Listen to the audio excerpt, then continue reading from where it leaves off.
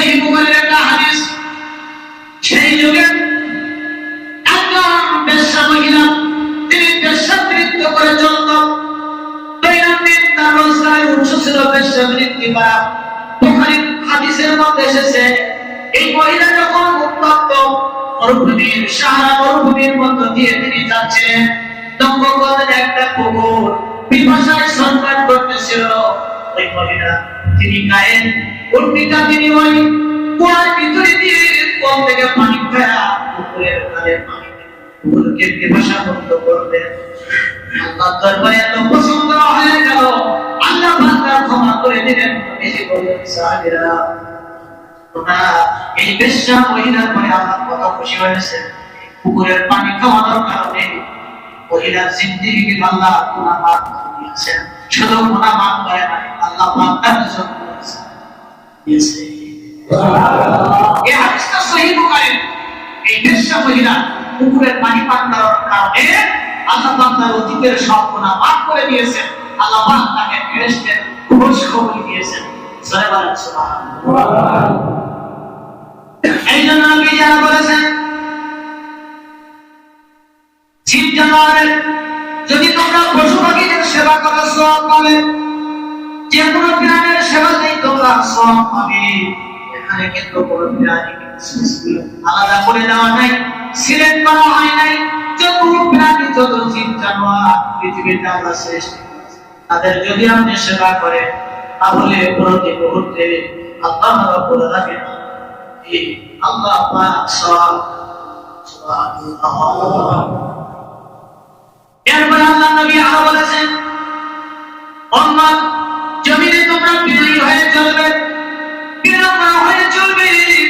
এমন কোন আচরণ তুমি করো না যে আচরণে তোমার মুসলমান ভাই কষ্ট পায়। অনেকে আছে টাকার জোর আছে, অনেকের ক্ষমতার জোর আছে। আজকের আপনার ক্ষমতা আছে, আজকের আমাদের ক্ষমতা আছে, কালকের ক্ষমতা না। ক্ষমতা কোনদিন চিরস্থায়ী হয় না। সবকিছুর পরিবর্তন আছে, শেষ পর্যন্ত কিছু আছে। কারণ হলো আমরা জানি কোরআন থেকে হাদিস থেকে জেনেছি, নমরুদ ফিরাউনের মতো এত বড় শক্তিবান যারা বলেছিল যে যারা খোদার দাবি করেছিল, নমরুদ ফিরাউন পর্যন্ত তিনি বলেছিল আলাস্তু রাব্বুকুম আ'লা, আমার সে বড় আবার সেই ফিরাউন, যে ফিরাউনের কথাই নীল দরিয়ার পানি ওঠানামা করতো। আজকের যদি এরকম আমেরিকার শক্তি যদি আপনি যদি শতাধিক আমেরিকার শক্তি একসাথে করেন, নমরুদ ফিরাউনের এত শক্তি হবে না। সেই ফিরাউনকে আল্লাহ পানিতে চুপাই ফেলেছে, আর নমরুদকে আল্লাহ পাক জুতা বিনা করে দুনিয়া থেকে বিদায় করে দিয়েছে। এই জন্য আল্লাহ নবী বলেছেন, কেউ তোমরা অহংকার করে না, ক্ষমতার নামবিকতা দেখাও না। আজকে অর্থ আছে, শক্তি আছে, প্রাচুর্য আছে, এই জন্য গর্ব অহংকার তোমার মতো জায়গা না পায়। তোমরা বিনয়ী হয়ে ক্ষমতা যখন পাবে, তোমার অর্থ আছে, তুমি কোটিপতি হয়েছো, শিল্পপতি হয়েছো, নবীজি বলেছেন এই অর্থ, কোটিপতি, শিল্পপতি যদি তুমি স্থায়িত্ব করতে চাও, এটা যদি ধরে রাখতে চাও, তুমি বিনয়ী হয়ে যাও।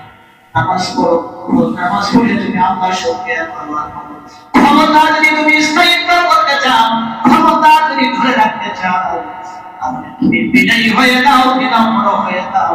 প্রত্যেকটি মানুষের সঙ্গে ভালো আচরণ করবে, আর প্রতিটা মুহূর্তে তুমি ইবাদত করো, তাহাজ্জুদের নামাজ পড়ো। আল্লাহ, তুমি যে আমাদের ক্ষমতা দিয়েছো, জনগণের সেবক বানিয়ে দিয়েছো, এই ক্ষমতা তো ক্ষমতা না, আসলে আমাকে জনগণ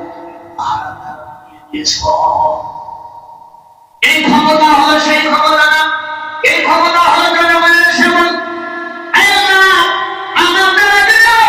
এই দেশের জনগণের কোন মানুষ যেন কেউ জনতার অধিকার থেকে বঞ্চিত না হয়ে যায়, আমার দ্বারা যেন কোন শক্তি যেন কেউ যেন এর থেকে বিপজ্জিত না হয়ে যায়, কোন মানুষের প্রয়োজনে জীবন না করি, অত্যাচার না করি।